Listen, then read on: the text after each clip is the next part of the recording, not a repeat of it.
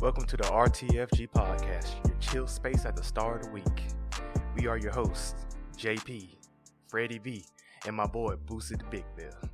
Kick back, relax, and join us as we cover any and all topics. And remember, check your BS at the door. How y'all doing today? Man, I'm here. I can tell you that. Good. I just ate not too long ago. I had me a good solid cup of ice. Real good solid cup. We in good spaces now. Yeah, I feel that. But how are y'all? I'm doing good. Chilling. Beautiful day. First podcast, ready to get it going, man. Oh, God. It's cold outside, but beautiful. I feel it. Maiden voyage time. Yeah. But, go ahead and get this started, man. Something I've been really thinking about lately, right? So, you've been seeing everything happening with, our age group. Because, I'm 26, y'all 25, right? Mm-hmm. Yeah. So, you've been seeing everything with the great resignation happening in the country. People living good jobs because, they tired of how things going, man. And it got, I've been talking to y'all kind of offline about it. But, we had talked about purpose, right? And, I feel like we have a really good conversation talking about, like, what does purpose mean to y'all? Like, especially in the workplace, like, y'all feel like there's any place for purpose in your career? Jay, you want to start it off or you want me to? Yeah, so that's a big question, Purpose is something it seems like every human's looking for, man. But in your career, it's something you strive to do and enjoy doing. That's at least for me. Boosie, you gonna give you your viewpoint before going further than that? I'll say for me, as far as purpose, especially in the workplace, you have to be doing something that you enjoy, because if you're sitting up here and you working day in, day out, but you're not enjoying your job, it's just going to get exhausting and draining. And that's why you got a lot of people now just leaving, because it's like, bro, I'm not finna sit up here, especially with our generation, the millennials. We're not with that all. I'm going to just sit up here and work and be unhappy. You're going to go where you feel like you're wanted and appreciated. Yeah, I understand that, man, because, like, that's been one of those things where it's like a lot of us, we fresh out of college, not even, 3, 4 years removed from college. And at least for me, coming out of high school, pretty much what your life's purpose was or what purpose meant to you was not discussed in any of your high school classes. You was like, you find you a job that's going to pay you well and take care of you, and that's the end of it. And that was, I guess, okay motivation, moving through life. But, all of us, we in our later 20s right now, we are to get into real adulthood. And I believe, at least for me, it's gotten real apparent that, like, you start thinking about, why am I here?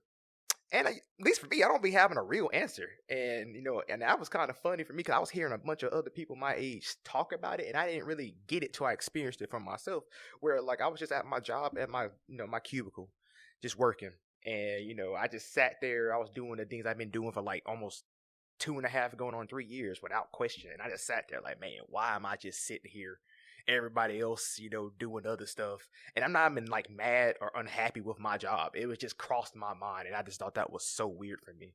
But again, I'm starting to understand. I feel like, again, a lot of people our age starting to come to this place where it's like, again, like you said, I want to do meaningful work. I don't want to just be here and be a drone. Even if it's something that is like, I feel like people are okay with doing a job that's not particularly, their taste. I think everybody compromises on that part. But at the end of the day, it's like, especially with the pandemic happening, that you saw a lot of people realizing where they sat on a totem pole, and, our standing never changed. Right. But, again, it opened, the veil got pulled back, metaphorically, you could say, and literally in some cases. Mm-hmm. For me, what I'll say is, oh, go ahead, brother. Let me cut in. Going back to when you said you just at your job, you had that realization that is, I don't have a true purpose here. I'm just kind of doing the task given to me. I had that same thought, but I was off work that day. I didn't have the same thing going on. I didn't have to work that day. I was on the weekend, and it was like, man, what I do day to day, does that provide any purpose or any, thing for me? It just provides it to the company. And going back, if y'all disagree with this, I think the thought of career is just honestly cap. That's something, the teachers put in your head, oh, you got to have a fulfilling job, a career. But the career is not what you want to do. It's just a good job that, pays your benefits and stuff like that. That's what I feel. That's the exact point that Montilla said that I was about to piggyback off of. Because I feel like when we were in high school, if you ever paid attention to it, our teachers always was like, you graduate high school, you graduate college, get a good job, yada, yada, whoop, whoop. And I feel like you gotta think the generation that was teaching us was mostly people born in the 70s and 80s. And at the time for them growing up, if you did that, majority you was fine. But with our generation, with it being many, many different ways to make revenue and actually do things that you enjoy, especially doing things from home now, I feel like it's opened the door for them. You don't have to sit up here and get a 4-year degree in order to make enough money and be happy. You got plenty of people getting trade jobs, in some cases, making more money than people that have got a 4-year degree. You got people blowing up on social media like TikTok, YouTube, Twitch, and etc. And it's now at a point where it's like, you don't have to do the exact one thing that everybody else is doing in order to make money and be happy. Yeah, you're right. But so let's focus in on that TikTok, YouTube and stuff. So you can still be a celebrity and have no purpose, be depressed. We see that all the time. So I don't see that as being purpose. I see that as being a way to make money. That's how I see that. I feel it's based on perspective, like with anything. Because think about it like this right here. You have a lot of people on YouTube where their entire revenue is based off of, we gonna do a skit here, we gonna pull a prank on such and such, or we gonna go here, we gonna give out food and yada yada, we gonna get a bunch of views off of it. But you have some people where they do skits and it's because they genuinely love it, like King Vader. They were doing skits when we were in college, 2015, 2016, because they genuinely love it. Now them boys blew up. They doing like actual TV stuff, but they still hold true to their roots of the things they were doing when they weren't even known on YouTube. And then you have gamers that they're gaming not just because it's their job, it's their source of revenue, because they love gaming. And it's not something where you're just pigeonholed to, I have to do this and this to make money and be happy. Yeah, I understand. Like I said, I'm going to piggyback off that real quick. So, like, it's kind of interesting you bring that point up, though, because I was talking to someone actually yesterday about this situation with our age group. I thought it was very interesting because, like, I've told both of y'all before that, at least at my workplace, I have a variety of age groups. I pretty much have all the way from baby boomers up to millennial. And, we get an intern, it could be potentially Gen Z. So, but I was talking about, like the American dream, right? Like a lot of people's purpose was, the traditional dream of, you work hard, you get you a house, with a white picket fence surrounding the dog, the family, have your kids, and then the cycle repeats itself, from so forth and, go on from there. But I was like, it held true for like our grandparents, right? Then it's held more true for our parents. So that's about what, Gen X. And when it got to us, again, like most people you hear talk about, like, we were all in college together, right? So we were like, being real, there was a lot of people in college who really didn't need to be there. Not because they didn't have the ability, it wasn't their decision. It wasn't their decision. Because how many people did when we was on campus that they were like, I'm only here because my parents say it's either here or the military. Yeah, there was quite a few like that. You have a lot of people who, so you have a lot of people on this track going through something that they don't even want to do. So I couldn't blame them for not caring how it turned out because it was never their decision. But I want to say that, in a larger kind of like macro scale of this conversation, what happens when you have a group of people that are so disillusioned about how things are in the world? I believe you get our generation, because that American dream does not really hold true for like a majority of us in this conversation, where it's like, you can work hard and you can get the big house and the big car and all this stuff, but is it going to be solely based off your merit all the time? No, because I believe we've all done really well, but I feel like when we've even talked about, how we got into our current careers and even the opportunities that's been afforded us, it was like because we worked hard, but some of it is a little bit of luck at times. And I think that's okay. That's not saying it's bad for good things to happen to you, because like everybody, I think that's the fairer part of it, that it can be just as unfair for everybody. But when you try to talk to your parents about like student loan debt and all this stuff, and like student loan debt is crushing so many people our age, and you try to be like, well, we went to college for X amount of dollars and we came out of it just fine. It's kind of like like trying to belittle your situation, right? And let me I feel like that when that happens. Yeah, go ahead. It's not even trying to belittle your situation. They have accepted debt as being part of your life or their life, and that's the issue. Like right now, I'm married and I'm trying to, folks keep chiming in. Hey, when y'all gonna get a house? When y'all gonna start a family? I still got student loan debt. I ain't trying to get a $200,000 house and be $280,000 how much in debt. You know what I'm saying? But for them, it was okay to be in debt, go buy a house, get your car, as long as you paid it off over years. But me, had been 40 years in debt, taking 40 years to pay it off, I'm not willing to do that. And it's just conveying that mindset to them that it's difficult. That's what I feel. Well, what I'll say on that too is this, like, okay, just what you said, you married now, you got your wife, you got people asking about a house, car, yada. The thing with that is pretty much like you said, our parents are so used to this idea of you got to get the house and the car and you'll be happy. You can have the house, the car, the kids, and the picket fence and be miserable, because we're seeing it. You're seeing millionaires and billionaires with literally anything in the world that you can want, and they killing themselves. Like, just because you sitting up here and you got the job and you got the money and everything, that doesn't mean you're happy doing it. I feel like now more than anything, especially with our generation, the focus as far as making, not even just making money, but as far as just going through life, you want to do something that you're happy doing. You don't want to sit up here and doing something as a means to an end. You want to be happy doing what you're doing and let the money be extra icing on top.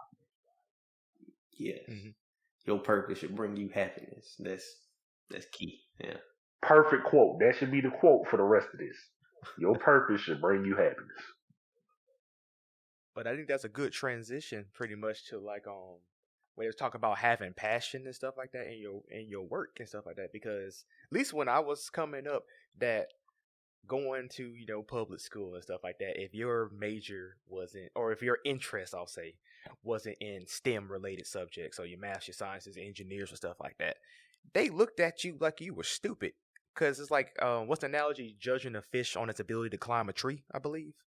That we knew plenty of people growing up, I'm pretty sure I can speak for y'all on that part too, that they may not have been the smartest with math, they may not have been the smartest with science or any of the STEM subjects, but if you ask them to create something, whether that be music, art, whatever have you, they can do it with the best of them. But because that doesn't translate over to like numbers and stuff like that, they wasn't succeeding in school, or they wasn't succeeding in the way that you would think is succeeding. And I believe, like, again, this is a very important conversation to be having, because like I do feel like me, like, say, talk to my grandparents about like why I do the certain things I want to do in my career, and like why I'm looking or striving for certain things. This is not conversations they were having growing up, where like my granddad, is a trucker, and he's been working since I believe 14, 16-ish range, and never once in his life was he doing this because he want to or because he like it. He doing it because he was up there putting food on the table for a family. And I get that, but I do feel like some parts of like what makes it hard for us to kind of convey our grievances to people, who come before us, again, is that they may not have the tools necessary to even answer some of these questions. Because again, being at work and talking to some of my older coworkers at times, I'm asking questions and they have good answers, but sometimes it is like, it's not a problem that it worked out for you.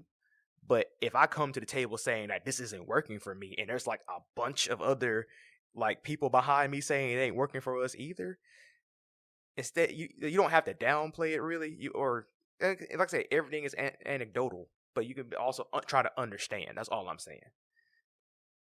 I feel like I'm gonna just make one point because I think Jay's gonna say something. I feel like with that, I feel like with the older generation, like our parents and our grandparents, I feel like it was limited back then on what you could do as far as you trying to make money. Back then, I feel like you didn't have a lot of opportunities to sit up here. I want to make money and be happy. It was either or. It's either I'm gonna make this money and do what I got to do to provide for my family, or I can sit up here and do what I want, and we might not have anything. I feel like it's more opportunities now and more accessible ways to make money now and still have your happiness at the same time. It's not just a one way street anymore. We got 3 or 4 lane highways. We got 3 and 4 lane highways now. It's progression. But I feel like for the past generation, well, older generation, they shifted their purpose to provide for their families. And I think that is what they're trying to pass on to us. So, but for me, if I get a house, picket fence, and a family, I don't still think I'll be fulfilled, because at that moment, it will just be making money just to make money, and I don't have any happiness in that. I don't see myself having any happiness in that.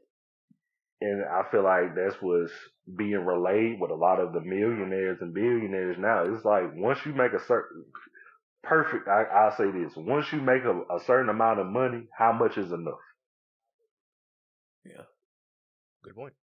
Because think about it. Think about Walter White from Breaking Bad. That man made $88 million and was still focused on making more money. Family almost in ruins, but he focused on money.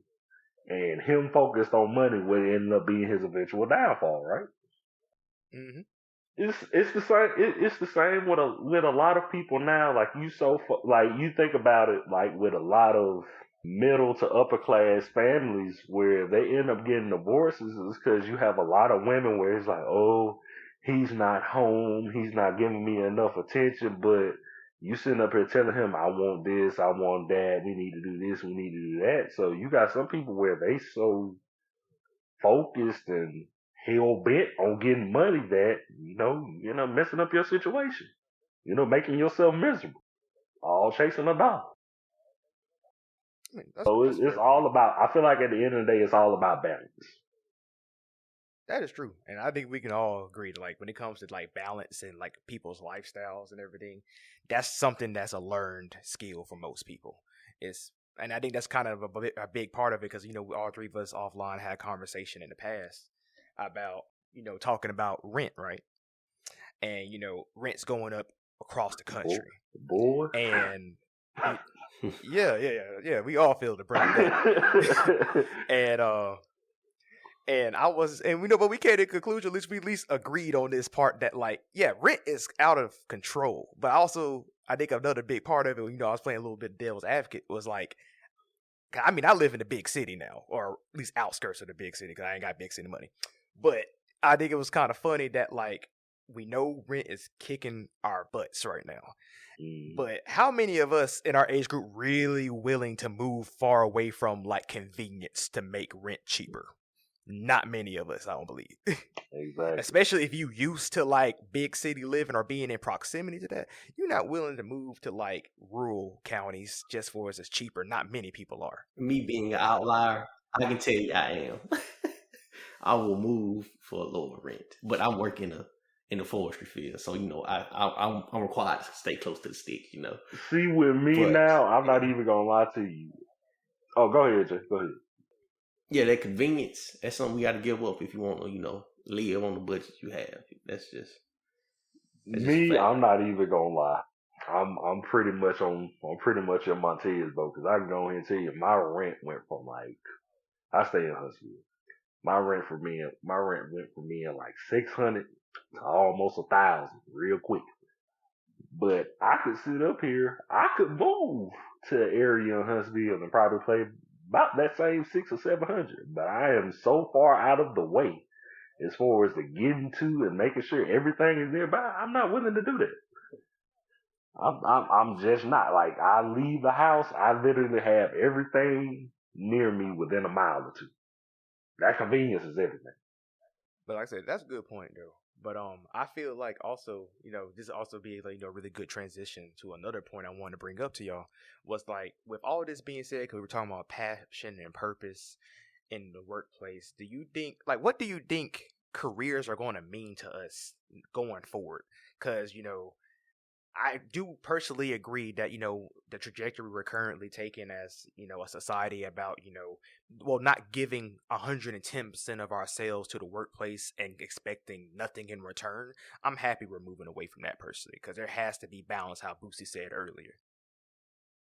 I feel like as far as career wise now, with just the way it's going, I feel like a lot of people don't really consider quote unquote careers now unless really you in business for yourself on like on an entrepreneur type deal.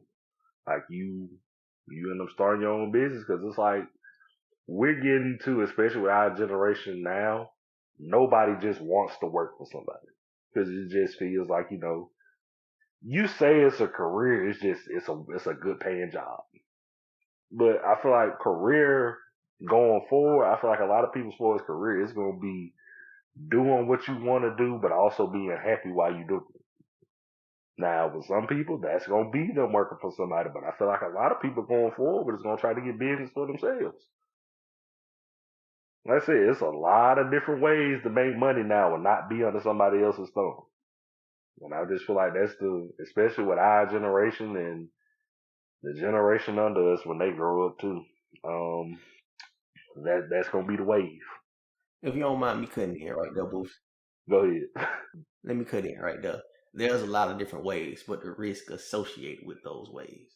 So that is true. A good example. Last week I was watching a video. A guy dropped out of school because he felt like, oh, this ain't what I want to do for the rest of my life. But me we all three of us graduating high school and college. When you get that degree, all that simply turns into is a check mark on somebody else's list for you to get that job. And at that point, this man was still in college, and he said, "I'm gonna drop out because this ain't something I want to do. So I'm gonna go do this. I'm gonna teach myself." I can tell you, he didn't realize how hard his life is about to become simply because he's not in that checkbox anymore. Yeah, that's a fair point. Because I can say this, and I understand for a lot of people it might be different. College is a good thing to have on your book, but at the same time, college is one of the biggest scams that we were ever taught in high school growing up. Just think about it. Most people, you sit up here, you go to college for 4 years to, in most cases, be somewhere between $40,000 to $100,000 in debt. And a lot of people, when they fresh out of college, but they don't get a job for 1 to 2 years. Like, you get a lot of people that's lucky, they get one. As soon as they graduate, boom, they working. You get a lot of people, bro, it take time to get a job, you got a degree. Yes, you got that check box, but just because you got that check, you got that check knocked out in that box, don't mean you're going to get the gig. Because think about it, most of the time, even with us, if you look into your field, whenever they put up a job posting, they always want, like, I need you to have 5 years of experience, or I need you to have this certification that you haven't worked long enough to even get to. So it's like, what am I supposed to do with it? Yeah, that was the biggest kick to the ego coming out of college, man. Because I graduated with a mechanical engineering degree, and I was on top of the world. And man, I'm gonna get me this good job, man. I'm gonna be up here in Hellcats by the end of the year. And when I started really job searching, I was like, entry level position, $40,000 starting, but you gotta have 5+ years of experience. Like, who is these for? Because it don't sound like it's for people fresh out of college. Exactly. That's what I'm saying. Like, bruh, it's like they tell you, like, I feel like our parents and our teachers, they told you how great it was gonna be getting that degree, getting out of school. And yes, for us, thanking God with it, we in pretty good positions, but man, it took a minute to get there. Especially for me, I'll say it took a minute to get there. I'm blessed now, we working, we got that big engineering title, but it took a minute. Yeah, I think that's also, important that you bringing that up, because the same thing happened to me, because I believe I was out of school for about a year before I actually got my current gig I got now. And like, no one really broke down to me like that post graduation depression. I didn't even know that was a term till I just kind of was just floating around social media one day and starts hearing a lot of people talking about it. I'm like, yeah, I'm feeling the same way too.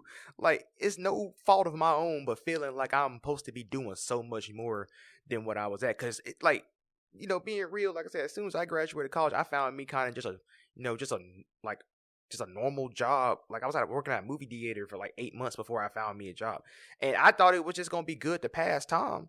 But that was kind of kicking me in the ego a little bit, because like I was having moments like I would see people I graduate with and, they found them a job. And, I was doing I was doing pretty good in class. And, I wasn't like top, but I was like, in my opinion, close to the top. And it was kind of like, I wasn't hating on nobody, but when you kind of be having these self-talks to yourself where it's like, man, I only kind of expected to be at this, this movie theater gig for about 2 months. And then 2 months turned to 4 months, 4 months turned to 6, 6 turned to 8. And you sitting here like, dang, I'm really about to just live my life here. And, it's not true, because it starts beating you down, like, over time, man. Because I know for me, I was the cockiest person. Well, I mean, it's all right. Give me 3 months. We're going to be moving. And then, I keep going to interviews, keep getting either no call, which is horrible, or just get straight up told no. And then I was having some of the interviews where it's like, yeah. And I was having so many interviews where I'm up here, fresh out of college. All I got is a piece of paper to my name. And I'm up here going against people with 10 to 20 years of experience in the field. And I had to sit there and I had a real realization. Like, at the end of the day, I wouldn't pick me, because it's not a good business decision to pick potential over somebody who tried and true. And I think that was a real part that was never explained to us in college. Let me cut in right there. So I had the opportunity to sit on an interview panel. So it depends on what that team is looking for. If they need a new employee that you can build over time and make them, more knowledgeable about technology and stuff like that. That is where we fit in. That is where the graduate fits in. They are on the uptick to knowing technology versus the older generation. Mm-hmm. I mean, like I said, that's a good point. But it was just like one of those things where, like, I'm happy I went through it, because I mean, did it suck at that time? Yes, it was horrible. It made me really question myself, and it made me question my gangster, really, about how about being successful was I. And, I'm happy I made it through, and it was not pretty at all. But, what I always try to tell people when I was back working that job and I was working with other, college students and stuff like that. And, they were still going to class. I was freshly graduated and everything. And I was happy that I was still telling, like, keep going, keep going, keep going. Because, like, once I got my, my offer and I left, all them 8 months to a year did not mean nothing. I remember it. But when I had my new job, it didn't matter no more. Fresh start. Cool. Yep. Okay. Yeah, man, But it's like, go ahead. No, you go ahead and say what you saying. Yeah. I was just gonna say, man, like that time period between waiting and getting a new job, because even for me, it took, because I graduated, and then a few months later, I'm sitting up here waiting. COVID happens. I had a job lined up in Oregon. As soon as I'm sitting up here getting ready for that, COVID hit. People weren't hiring then, so that opportunity got washed out, man. I had to sit up here. You got to think, I didn't start working where I'm at now till like last year. Now I think about it now, a year ago, and probably about a month, not even much, about a few weeks, a year ago. And bro, like, that time just sitting up here waiting because people not hiring, that is some of the most demoralizing stuff, especially when you feel like you're mentally ready for something, but because of circumstances that you can't control, you can't do it yet. And any advice I can get anybody in that same situation is just keep pushing. Keep pushing, keep trying, keep working, keep grinding. You're going to get there. You're going to get where you need to be at. It's all in the plan. It's all in the cards. You just got to keep playing. But I think you're making a very important point, Boosie, where, like, the importance of self-actualization, man, that you feel like you're supposed to be doing bigger. In your heart of hearts, you're supposed to be doing bigger, better things, but your reality don't reflect that. Mm-hmm. And, like I said, it can get you down, but I completely agree. You can't give up, man. And I think that's also, again, where it's coming to like the earlier points y'all both were making, talking about pretty much hustle culture. That, it's always been there, but I believe we can all agree saying that like it really kicked up a notch around when COVID first happened in March 2020. You start seeing everybody get a side hustle. The Forex, oh my God, the Forex people, boy. What they work for boys and drugs. Like I said, but everybody was trying to be on the, on the up and up, and I respect the grind though. But Jay, I know you had a conversation sometime in the past talking about that hustle culture stuff, man. Like it'd be good, but if handled wrong, it could be kind of toxic. Man, hustle culture is for me, and this is how I say it. Hustle culture is always good until it ain't. Like you sitting up there, you got people where they sitting up there like, yeah, man, I just sat up here, I done got this LLC started, man, we gonna be cooking plates and doing all that. And when you first start, it's fine, but you don't tell nobody about them down months that happened after you blew up for a little bit. Now you got all these people, quote unquote, with the hustle culture. Now what you see is like to be a local rapper.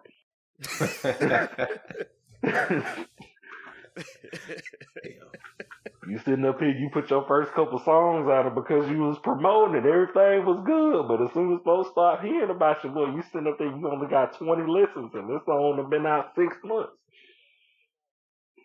Boy, up here turning like, boy, this turning numbers. We lit. And then he's sitting up here, he's like, yeah, man, I put my first song out, it got 10,000 listens, but you put this last song out, it ain't got number 10 listens, and 6 of them was your grandma. But like I said, that's all good points, man. But it's just one of those things where, like, when me and Jay was talking about it, was like one of those things where it's like you got so many people trying to be an entrepreneur, but it's like if all of us in the room being entrepreneurs, are you going to support each other? And are you going to support each other if the other person don't support you? Because that's how things work out. I feel like because you have a lot of business people say it, bro. Everybody can't be an entrepreneur. Somebody got to be a worker. Exactly. Somebody got to be a supervisor. It's like this right here. Everybody isn't built to sit up here and lead a company. It is not saying it in a bad way. It's just like everybody has their own strengths and weaknesses. You have some people where their strong suit is being a worker, and they could be the best worker ever. They could sit up here, they could be supervising material, but they prefer just doing the grunt work. And you got some people that's in supervisor and manager position, and you like, I don't know how he got here, but everybody ain't meant to do certain stuff, man. I like the thought of hustle culture, but I don't like it in practice because everybody say they want a secondary supply of income. That's the big word. I need a secondary source of income. So why do you need it? If it's to supplement the way you living, what can you change? What can you budget differently? But going in and be like, I just want that secondary source of income simply because I can. Again, you falling back into that, you need a job just to make it. You need a career path. You have no hobbies. You have no life outside of that. And that's when you start getting depressed and stuff when you ain't making enough money. Money should not be your happiness. That shouldn't be a gauge of your happiness level. That's what it is to me. I can agree with you on that, but I feel like that goes back a lot to, I'll say at least from my experience with our generation's parents. I know with us, with just how we are personally, but it wasn't necessarily pushed on us. But I know a lot of people in our age group, bro, where their whole focus was just pushed on you need to just keep making money. No, our generation is trying to normalize hustle culture. That's what I'm saying. If I only got a Twitter, if I go on Twitter or Facebook, somebody got, I'm doing Uber Eats this weekend. I'm doing Instacart. I'm doing some other kind of job this weekend to make more money.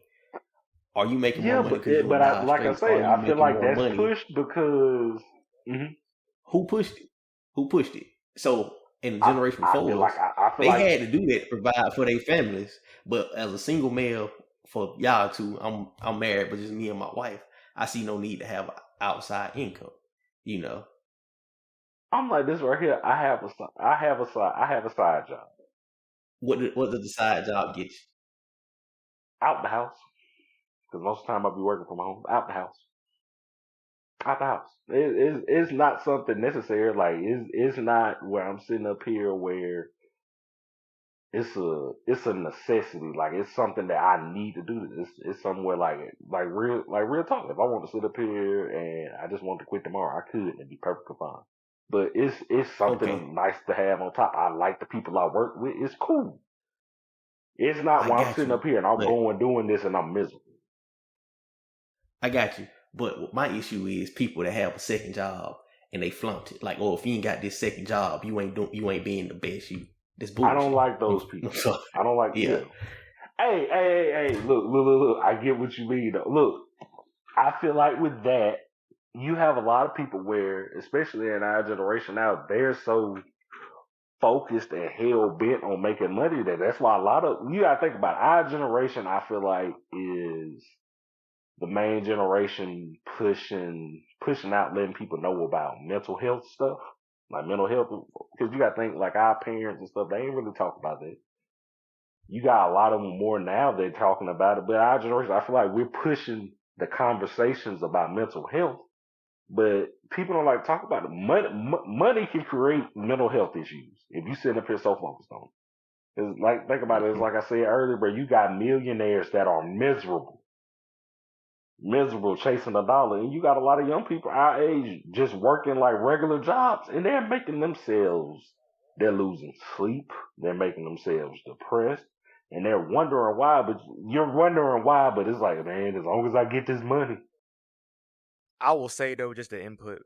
I feel like the part of this conversation that's always left out when you hear people talk about side hustles and hustle culture in general is the caveats about what you're actually getting into. Like, yeah, the whole conversation about 9 to 5, like, oh, if you just have a 9 to 5, you ain't doing nothing in your life. Nah, it's case by case. Like, if you have a 9 to 5 working for big tech and you making 160 plus a year, are you going to sit to this person, look them in their soul, and tell them they wasting their time? No. But can you make more money work for yourself? Potentially. But the thing is, you trading that 9 to 5 for a 24/7 potentially. Because let's just say you up here being a content creator. There's no time off if you're trying to stay on top of your game. So again, case by case, you got to be careful, in my opinion, what you're telling people. Because again, it's just because it worked for you doesn't mean it's going to work for everybody else. And if it doesn't, that's fine. Everybody got to live their life how they see it. Like I said, I completely agree with Jay that if money is not the root of your happiness, that is fine. Because of me, I believe you got to have some substance outside of a dollar amount. And if that means that you just got, a secure household, your car paid off, you ain't got no crazy bills, and you got just a savings behind you for emergencies, and that's all you need. Live your truth, man. But if you feel like it's gonna make you happy, you out here and like the new Benz and all of this stuff. I mean, go do you too. But like how Boosie was saying, like make sure that you ain't trying to use money to mask some other stuff. Like we talking about mental health and being a miserable millionaire. Yeah, money, in my opinion, doesn't buy you happiness. It buy you a higher quality of despair, if you look at it like that. But again, it don't fill that void, in my opinion, that you got to work on yourself and kind of iron that out so that when you actually get this money, your relationship with it is healthy.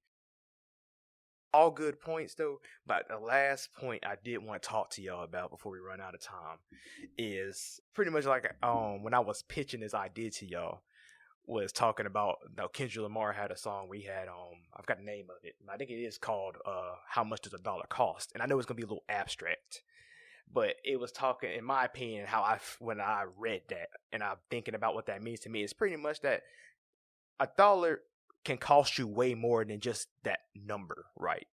Cost you, your time, cost you your peace, and, etc. So I want to pose this question to both of y'all. What do y'all feel a dollar really costs nowadays? You want to take your own first? I'll let you have.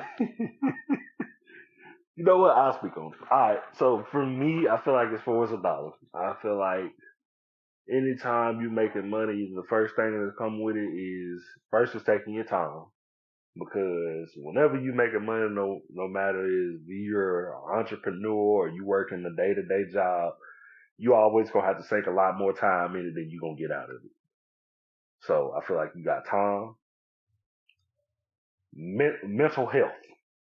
because I feel like a lot of times with people working out, like you have a lot of people that's happy, or you know they're getting by. When you have a lot of people that's working and they're dead miserable. So I feel like you got to think about time, you got to think about mental health, and the third thing I'll say is effort. Because as far as money and stuff go, I feel like you only gonna make as much as you put into it. So like, especially if you're an entrepreneur and you got your own business or whatever, you only gonna pull out as much as you put into it. As far as your effort, your time, your work ethic. So I feel like you only gonna get as much as you put into it. And with anything making money now, you gotta take a lot of time into it. Even if you, for example, you're a YouTuber, you gotta think about it. Cause I was watching Twitch stream the other day. Dude said he was working a 9 to 5 and you know, he was miserable doing it, but he was making good money. And it's like now, like he's a streamer, you know, he's making good enough money to where he ain't got to work another job, but he's putting in 12, 16-hour days at times. So it's things you got to think about. Yeah, my viewpoint coming from the non-entrepreneur side, you was right. They put in effort, mental health, and the stress it causes on you physically and mentally. That's the biggest thing right there.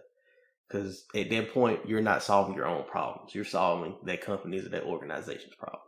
So their stress goes onto you, and that causes mental health problems.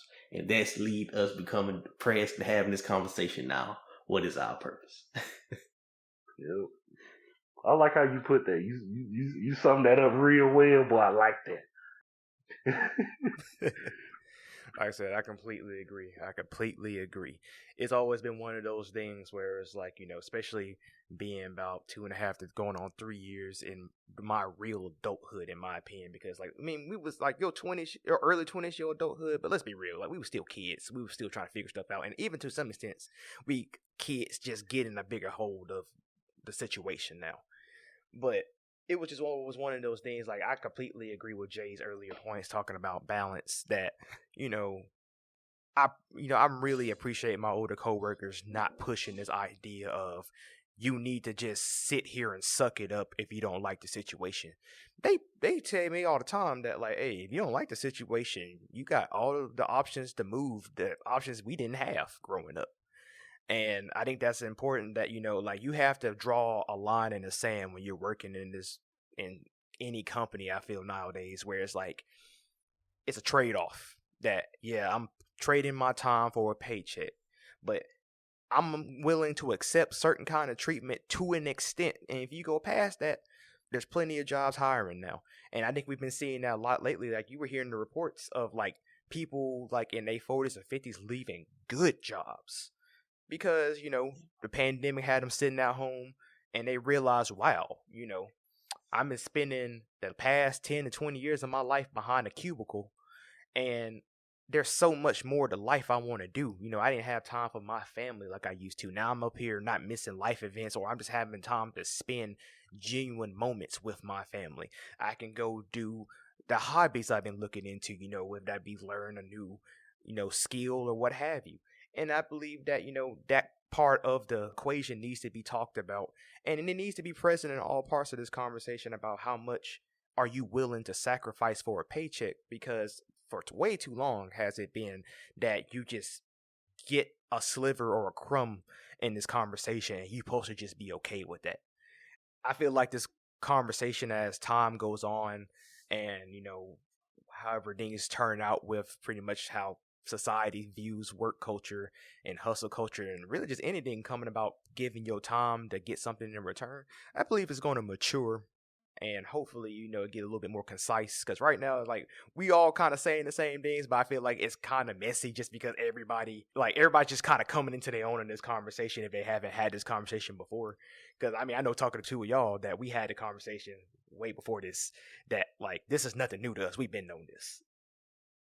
Well, I'll say, this is what I'll say about it, because I feel like our generation is paving the way for change as far as, your purpose and, have working a job versus having a career. But I feel like the generation behind us, man, I know a lot of people be talking trash about them, but look, I feel like they gonna be the ones make some real changes for better or for worse. Because I know we talk about like, we're pushing for the changes, but I feel like with them, man, especially how they being brought up, they not going with that. I'm just finna work and be miserable. They not going with that. It's gonna be like, look, we gonna have to come to some kind of common ground on this. So I feel like in the next 10 to 20 years, this conversation is going to change up a lot. So I was looking on Twitter and I seen an interesting comment about Gen Xers, millennials, and how our comments on the workforce and how they handle situations. And it was, when you were a kid, how did your parents or grandparents explain to you how you was going to go out into the world? They wanted you to achieve the best. And if you have that statement going generation to generation, people will expect more. They won't expect what the last generation settled for. They want more than that. So that's just a constant trend. All right. Oh, I was just going to make a quick comment that I completely understand that, man. And I think it's like, you get expected so much of you, but when that return on investment is not adding up, you can't feel no kind of way when people, push back. Because I had a conversation with somebody, and it was like, oh, our generation just want to burn everything down and don't have any good plan or concrete plan to replace it with. And I pushed back on that conversation. I was just like, yeah, we trying to change things, but is it our problem that you okay with the current thing going on because it held true for you, but not for us? And I was just like, you talking about, going forward, like, you understand that if we do this right, it helps you too, right? And I feel like, again, like, we got to understand that, like, when it comes to work culture, that they need us, and it has to be some compromise on both sides and coming to the middle besides just a dictating of this is what you're going to do and you're just going to shut up and be okay with it. It can't be like that no more. It's unsustainable, and we're seeing it happen in real time. I feel like, just to piggyback off what you said, I feel like a lot of people that come with that, like y'all just want to burn everything to the ground and y'all don't have a plan for it. I feel like those are people that's also afraid of change, because when you're brought up and you're just getting something pushed into your head, like you need to do this and need to do that, anything new that doesn't sound like that scares people. So you got a lot of us that's pushing for change and want it to be better. And you got some people where they've been brought up with that quote unquote slave mindset where if I teach one of you this, all of you this gonna fall in line. Like, it's not gonna work no more, bro. Like, I feel like we're a generation where if it's not working, we're not gonna sit up here and try to make it work. We're gonna try to find something that works. We're not really settling on, oh, I'm miserable doing this, and I guess because they say that's what we're supposed to do, I'm gonna do it. Like, no, we gonna work till we get to where we need to be at. Ooh, that's a hot take you just had right there, Bo. That's had to be real hot. heat. But so I know a lot of older heads that they willing to learn some new technology, they willing to change, they willing to flow into new company culture. But that statement you just made, that's challenging their whole way of life, what they learned, their current culture. So that's why they got some trepidation of going into new ways of doing things. But again, just from a Gen X mindset, if I was told to do this and I did it, now I can provide for my family and I'm doing well for myself. But I see this young boy come in, he say, nah, we ain't doing it that way. We gonna negotiate, God dang it. He ain't gonna like it. But it's just we need to have more open conversations with the older generation. Have, open generations ain't corporations and companies. That's the big thing. Because they don't understand our viewpoint on life and we don't understand theirs. So we got to have some type of communication. I don't know. Common ground, something. But yeah. But I feel like it happens a lot in sports now. If you pay attention to it, like the MLB, they just had their CBA deal get done a few days ago. Like, when it comes to now, like, you have a lot of people that they hate it whenever they see like an NBA, an MLB, or an NFL lockout, but it be because people don't like it, but they're trying to force it. So they're not the players that's currently playing. They're not really going to see the initial benefits of the stuff they're fighting for, but they're doing it for the people coming up behind them. And I feel like with us as a generation, I feel like that's what we're trying to do in the workplace. And you have a lot of older generation fighting it, but you got the younger ones behind us. They coming with it too. So it's just all about, we got to keep pushing, man. You just got to keep pushing. That's just how I feel about it. Boosie, that is a very, very good point, man, because I feel like that's what you just said, talking about that you may not see the benefits of what you're doing today, but you still fight for it so people coming behind you can see it tomorrow. Mm-hmm. That is the key. People are wanting to fight for stuff that comes to fruition today. And I'm not saying that's wrong, but sometimes you gotta see the forest for the trees, man. This game is a lot bigger than individual cogs in it. And you gotta understand, man, if you want to have kids in the future, that you should be trying to make things better. So the struggles that we fighting right now, they shouldn't have to fight later. And I think that's a good stopping point, though, as we're running a little low on time. Anybody have any closing remarks at all? Man, I just want to tell anybody that's listening to this podcast, man, just keep pushing and keep fighting for what you want to do in life, bro, and eventually you're going to get to where you want to be. Jay, any closing remarks? Just want to give a shout out to the old generation. We ain't dissing y'all, because we been on y'all ass this whole podcast. We just don't understand the mindset. Yeah, man, that's nothing but love. Never love. But yeah, that's my closing remark. And on that note, we'll be wrapping up this week's episode. It's been a pleasure chilling with y'all, and we hope to have you back next week. As always, stay chill, stay real, and most importantly, stay RTFG.